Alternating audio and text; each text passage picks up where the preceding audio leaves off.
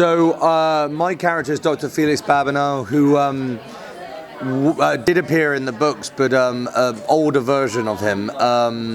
In the third book, I take on Brady when his head is smashed in. I'm the doctor that I want to say repairs him, but I'm a brain surgeon, neurosurgeon that sort of keeps him from dying and from being a gawk.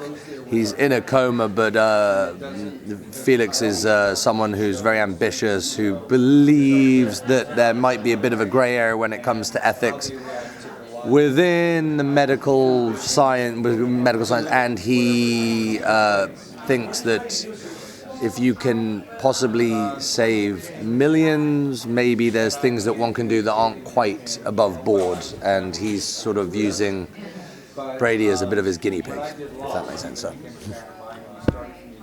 With Brady being very good at manipulating people, are we going to see that happen? Kind of push and pull between the two of them for using each other for their own means? Or is Brady really in a vulnerable position at this point because of his injury? He's in a vulnerable position. You're going to, I guess, witness or sort of experience Brady in a completely different light in this season. Harry is such a sort of wonderful actor, and he was tasked with some pretty tough stuff this season. I mean, firstly, also being in a coma and having to lie there completely still with your eyes open might seem like an easy job. It's like one of the hardest things you can ever imagine. Especially when there's someone like me, like shining lights or moving you and doing things like that. But he has a pretty amazing journey. So it's so interesting, isn't it? I haven't done this for so long where you're like, what can I say? Like, oh man, no spoilers. I know, we won't tell, right, okay, so I'll tell you what happens. The finale. But yeah, no, I think it's, you'll definitely see certain manipulations happen. Maybe this is going a little more into new realms.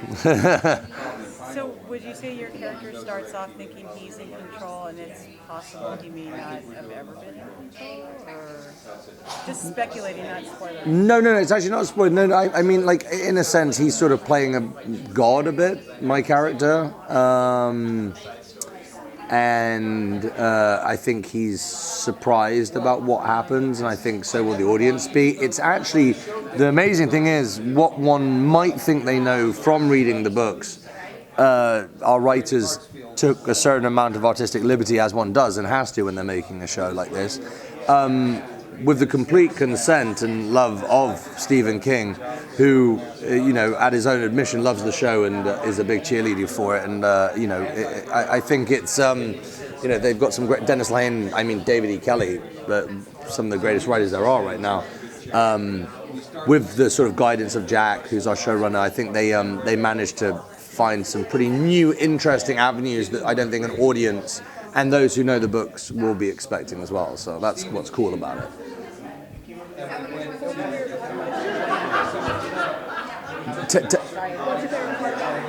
What was my favorite part about playing Felix? It was weird for me because, I haven't done a show since Boardwalk, and I was offered a lot of things to do, and I was always looking for something which I felt was I always look for things which I'm playing something new. I don't particularly want to ever sort of retread old ground or, ground well trodden.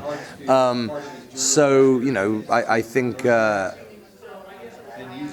I think playing this sort of brilliant yet, startlingly ambitious, someone who is, I think asking myself those questions about what is right, what is wrong, especially when you're looking at it from objectively in, it's like that famous saying is, if you saw Hitler as a baby, would you shoot it? You know what I mean? It's like, if you knew it would save millions of people, like I'm always like, yeah, I would, but then you're like, oh, but you just shot a baby.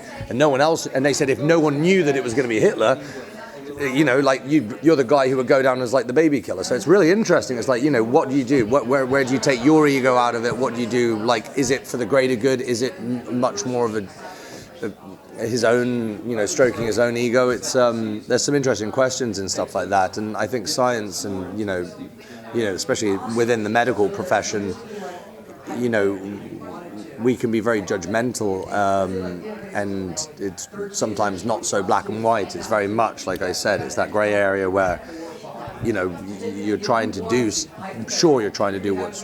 what's good and what's great and what's right, but you know, I think that as an actor is at least there's something real body or something you can latch onto and actually take further. So it's, you know, I think in life in general, it's cool if you can ask yourself questions that you can take further than your, you know, part. Now, did you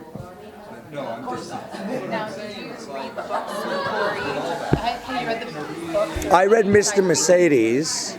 I didn't read the other books.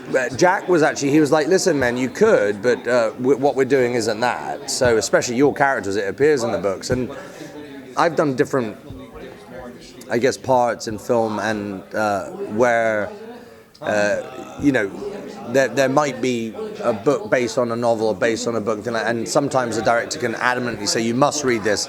But then what happens a lot is you sort of become beholden upon the book and say, well, why isn't this in there? Why isn't that in there? And you kind of want to look at this as an independent medium, that it's for television, it's not the novel.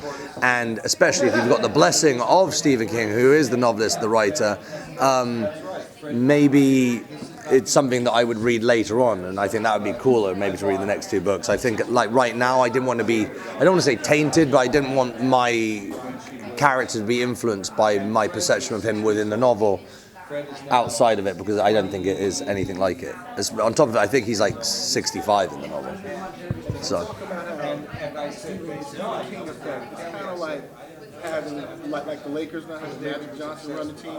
You know, the younger players are like, wow, that's Magic Johnson. Yeah. How is it like, you know, having the oversight or having Stephen King watching? Yeah. About the show? Well, I think it's really interesting because it's so nice, because I know that he can be a very harsh critic on a lot of his material. Like, he's really hasn't liked some things, and he's very vocal about things he hasn't liked. I think we're very lucky. Well, I say we might have been very lucky, because I know he liked season 1. Let's just wait till he sees me in season 2 before we pass judgment. But I think it's the best thing to have, you know, the source of it all, the inspiration for everything, to be such a staunch supporter, someone who is being such a cheerleader, who's so on your side, and he really is. And he and Jack have a great relationship. They're very close. They're great friends. So I don't think he minces words. I think he'd tell him very quickly if he didn't like it, and that he's been so supportive only sort of catapults you to sort of do better work. So I felt like everyone, you also, in a sense, you want to do the best you possibly can for someone like Stephen King, especially right now, and he's having this amazing moment with all the different projects that are happening around us. So yeah, it was pretty cool.